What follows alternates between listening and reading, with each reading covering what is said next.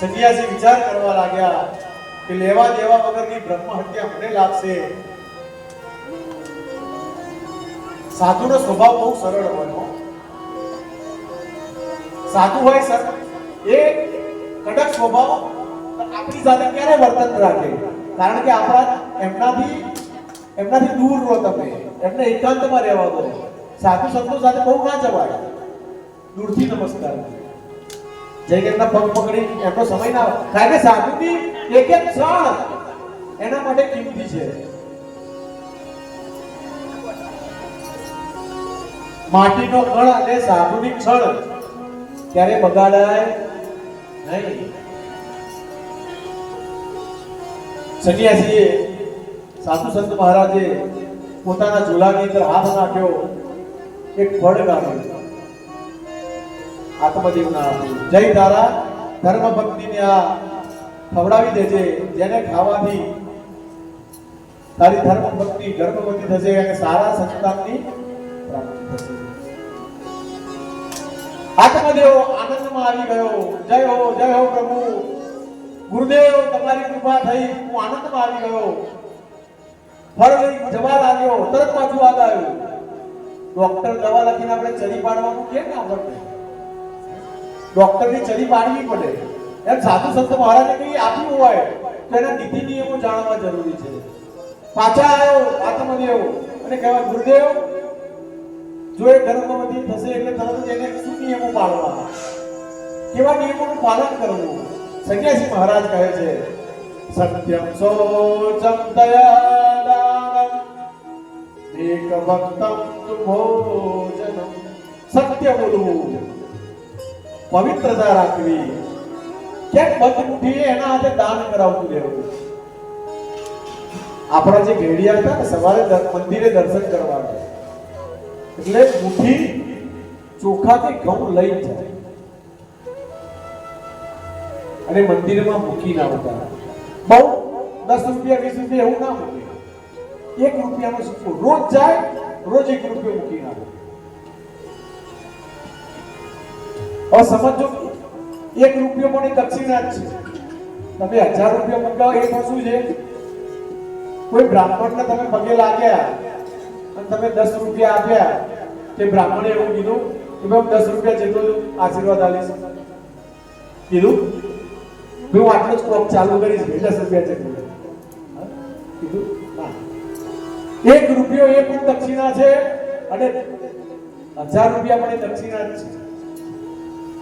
પણ એ આપણા ગઈડિયાઓને ખબર હતી કે રોજના પાપ થાય છે, એ પાપમાંથી મુક્ત થવા માટે થઈ આ મુઠ્ઠી આપણે ચોખાનું દાન કરીએ છીએ. આ 1 રૂપિયો દક્ષિણા ટકાની આપણે દાન કરીએ છીએ, જેનાથી મારા ઘરની અંદર ક્યારે રોગ ના થાય.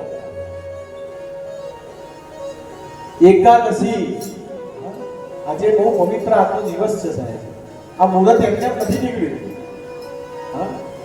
વરુથીની એકાદશી છે એટલે આજથી ઠાકોરજીને શક્કર ટેટનું ફળ અર્પણ થાય. એના બિયા કાઢી તો એમનો જ્યુસ કાઢી એ ભગવાનની ઉપર અભિષેક થાય, ભગવાનને ધરાવવામાં પવિત્ર દિવસ. એકાદશીના દિવસે આપણે વૃંદાવનની અંદર આપણા પગ પડ્યા છે. આ દિવસ સામાન્ય દિવસ કહેવાય શકે? મહાકુંભ હમણાં થયો. મહાકુંભમાં કેટલા જઈને આવ્યા?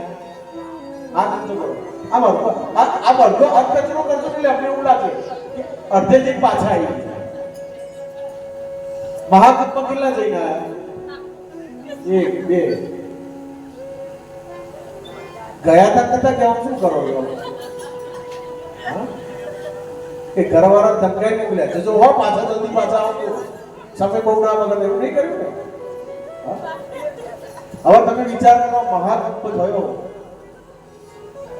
તમે કોઈના ઘરે કંકોત્રી આવી, બે મહાકુંભ આ તારીખથી આટલા સમય સુધી છે તો દરેક જણ આવજે એવી કંકોત્રી આવી, છતાં પણ કરોડોની સંખ્યાને આગળ પહોંચી ના પહોંચી. આ આપણો સનાતન ધર્મ છે. આ આપણા ઋષિ મુનિઓની સોચ છે કે જ્યાં વિચાર કરો કે એક દિવસનું આ કથાઓ, આ યજ્ઞો, આ કર્મકાંડ આપણે શું કામ મૂક્યું? આ એક મહાકુંભ થયો પ્રયાગરાજની અંદર તો વિચાર કરો કે એક દિવસનું કરોડોનું ટ્રાન્ઝેક્શન ત્યાં આગળ ફરતું હતું. એટલે કે એક જણનું ધન દરેક જણની અંદર ડિવાઈડ થતું હતું, તો દરેકનું ભરણ પોષણ થતું હતું. અરે સાહેબ, એમાં લોકો કરોડપતિ બની ગયા.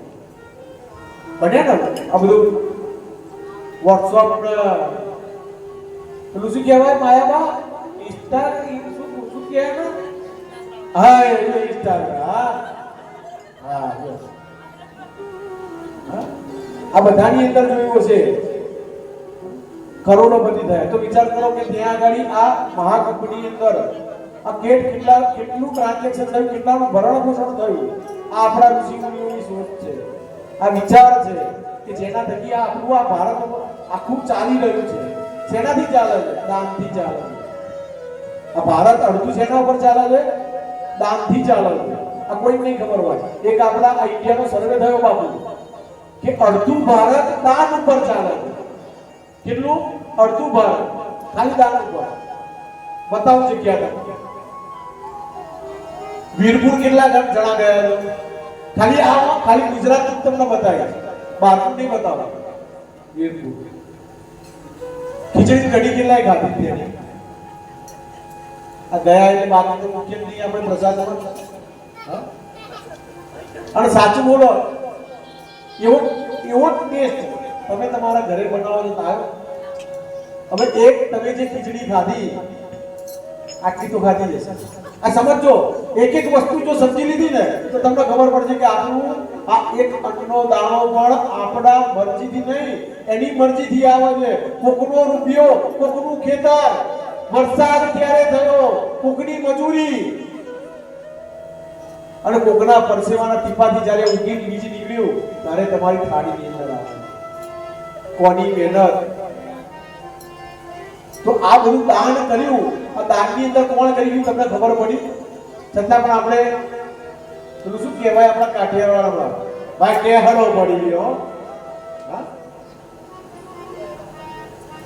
તો વિચાર કરો કે આ મહાકુંભની અંદર આવા આ મેળાઓ શું કામ મૂક્યા?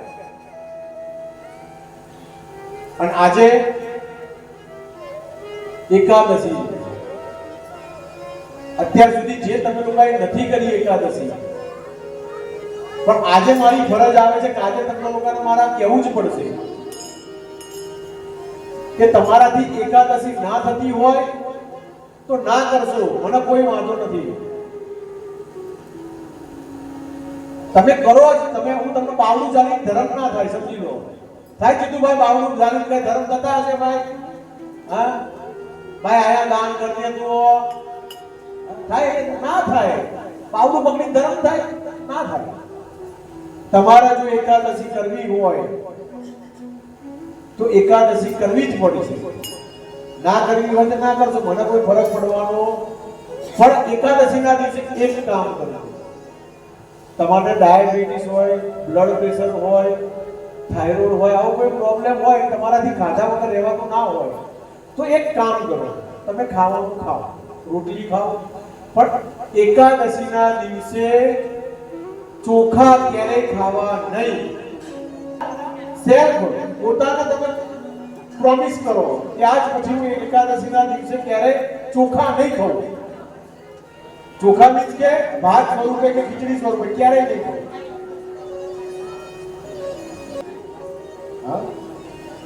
પણ એકાદશી બને તો કરજો, 11 કરજો. 11 તમે કરેલી હશે એનું તમને નહીં સમજાય છે. એના માટેના કોઈ શબ્દો નથી એકાદશી માટે. પણ એક સુંદર મજાની વાત છે, હું તમને કહું પછીથી આપણે આજનો દિવસનો આપણે વિરામ. સુંદર મજાનું ગામ, ઘરની અંદર એક અઢિયા નામનો એક ભાઈ છે. કામ કરવાની બધી શક્તિઓ ખરી એની અંદર, કામ બધું કરે, પણ એને ખાવા બમણું જોઈએ.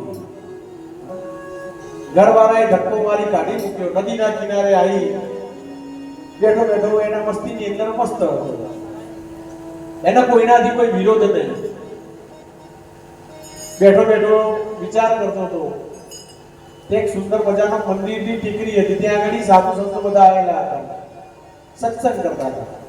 હરે કૃષ્ણ હરે કૃષ્ણ કૃષ્ણ કૃષ્ણ. હે સાધુ મહારાજ, આ તમે સત્સંગ કરો છો તો શું થાય? કે ભગવાન મળે એટલે સારું કહેવાય. ભગવાન મળે સારું. ખાવાનું મળે? અઢિયાએ શું પૂછ્યું? જો તમારા ભગવાનનો સત્સંગ કરીએ તો ખાવાનું મળે? સાધુ મહારાજ એનો સ્વભાવ એને પારખી ગયા કે બહુ ભોળિયો માણસ છે, કોઈ ચિંતા નહીં, ચલો મારી સાથે આશ્રમ છે, ત્યાં આગળ તમને મન ભાવે એવી સેવા કરજો, જે કામ બતાવે એ કામ કરજો, અને જમવાનું તમે તાર હરિહર તમે કરજો. અઢીઓ આજે જેને સંસારનું જેને છોડી દે ને એનો હાથ કોણ પકડે ખબર છે? સાધુ સંતો તરત હાથ પકડે.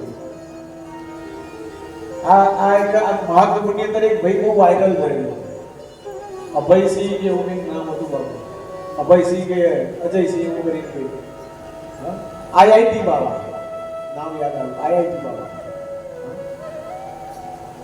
આખરે એને કોણે સહારો લીધો? એને કોણે હાથ પકડ્યો? સાધુએ તો હાથ પકડ્યો. અઢિયાનો હાથ આજે સાધુએ પકડ્યો. આશ્રમમાં ગયા. અઢિયો આનંદથી રહેવા લાગ્યો, સેવા ચાકરી કરે, સાધુ સંતોની જે કામ બતાવે એ કરે, આનંદથી રહેવા લાગ્યો. 10 દિવસ પૂર્ણ થયા. એકાદશી આવી. એકાદશીનો દિવસ હતો એટલે રસોડામાં રજા હતી. અઢિયો સવારનો આગો પાછો થાય, કામ કરતો જાય, રસોડામાં નજર કરતો જાય કે આજે રસોઈયા કોઈ દેખાતા નથી.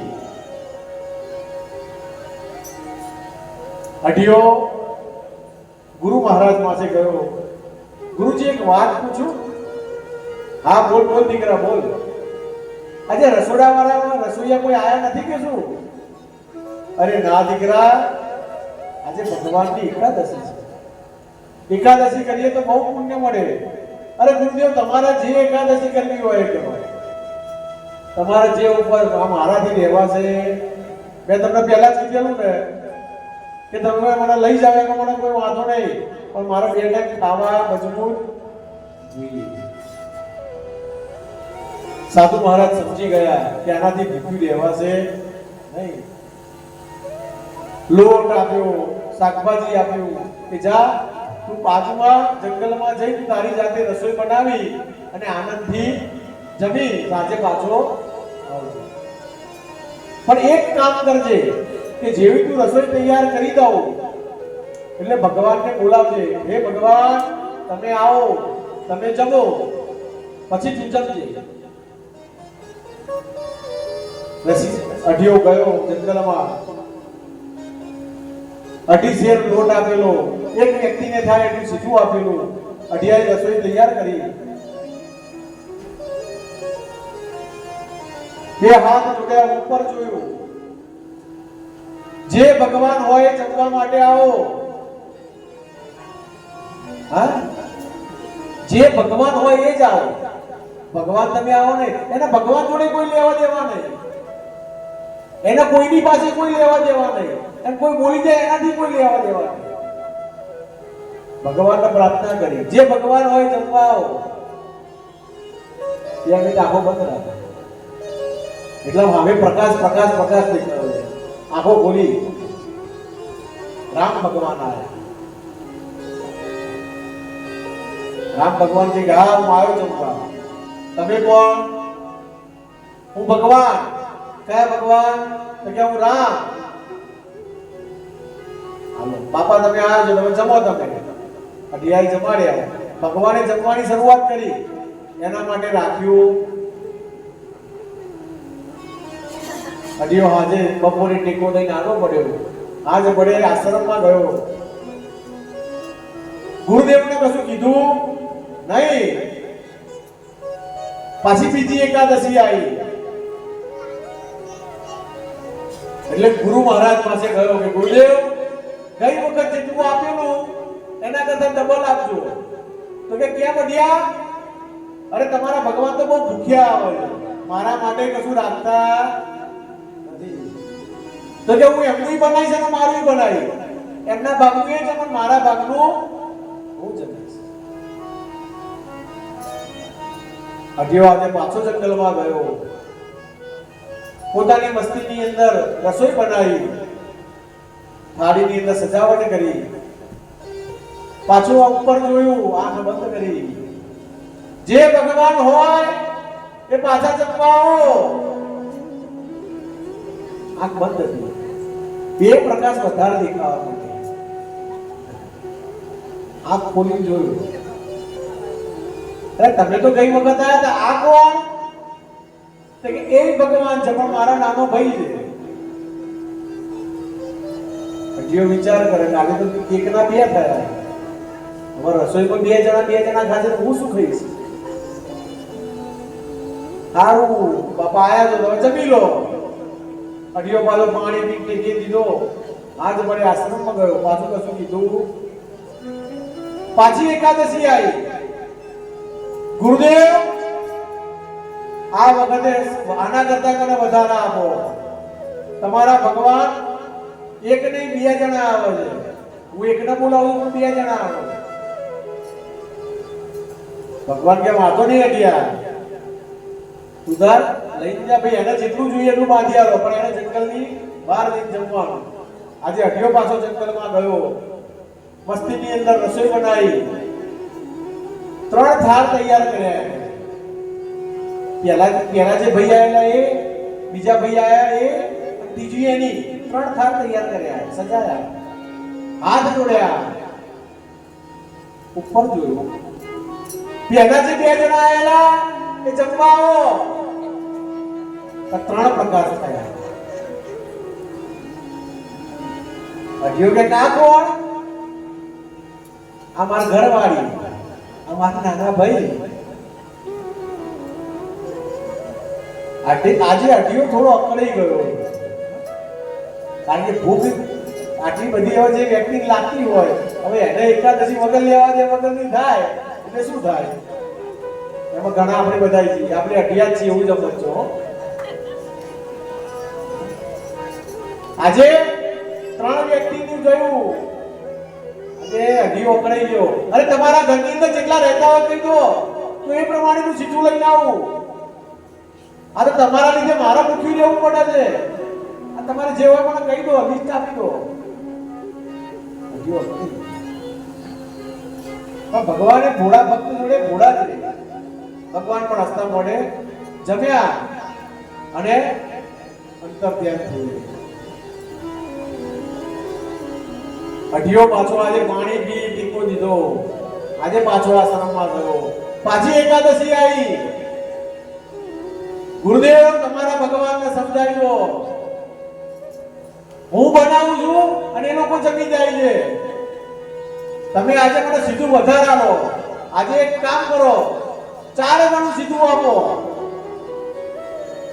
આજે ગુરુદેવને શંકા પડી કે આઢિયો કોઈને વેચી મારે છે, દાન આવેલું કે શું કરે છે? કે ગાયોને ખવડાવી દે છે, પોતે બનાવીને ખાઈ જાય છે, આટલું બધું તો ખાઈ ના શકે.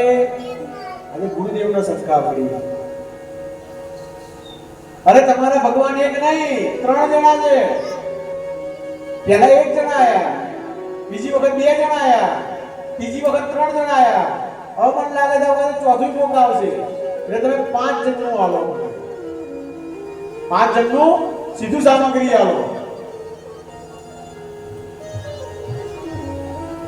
ગુરુદેવ આજે સીધું તો આપ્યું, પણ એનો પીછો કર્યો કે આઢિયો જે કહે છે વાત સાચી છે કે ખોટી છે. કટ્ટું મૂક્યું માથા ઉપર, અને અઢિયો પોતાની મસ્તીની અંદર ચાલતો ચાલતો નીકળ્યો, જંગલ પહોંચ્યો, સીધું ખોલીને મૂક્યું, ટેકો દીધો. જે પહેલા આવેલા ભગવાન જમવા આવો. 4 પ્રકાશ થયા. એક રામનો, એક લક્ષ્મણનો, એક સીતાનો, અને આ વખતે હનુમાન દાદા જોડ્યા. એટલે ભગવાને જેવા આયા એટલે પ્રશ્ન કર્યો કે જમવાનું ક્યાં તૈયાર છે? પગે ચડાવ્યો, પગ ઉપર ટેકો નહીં, બાદશાહ બન્યા અઢિયા ભૈયા. અત્યાર સુધી હું બનાવતો તો તમે જમતા હતા, તમારે તો તમારા ઘરવાળી જોડે આવી છે એને કે એમને કહો કે બનાવ, તમારું બનાવવાના મારું બનાવવા.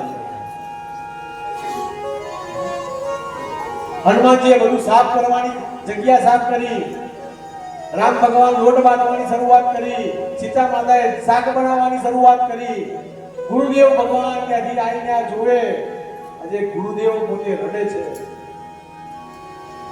આઈ ભગવાનના ચરણોમાં નહીં, આજે એ ગુરુદેવ આ અઢિયાના પગની અંદર પડી ગયા કે વાહ અઢિયા વાહ, આજ દિન સુધીનો ગુરુએ શિષ્યનો ઉદ્ધાર કર્યો, પણ હે મારા વાલા અઢિયા, આજે તો ત્યાં રૂબરૂ મને ભગવાનના મનાઈ દીધા સાહેબ. હા, આજે માં ભગવતી સાક્ષાત માં જગદંબા સીતા માં ભગવતી આજે રસોઈ બનાવી અને અઢિયાને જમાડ્યું.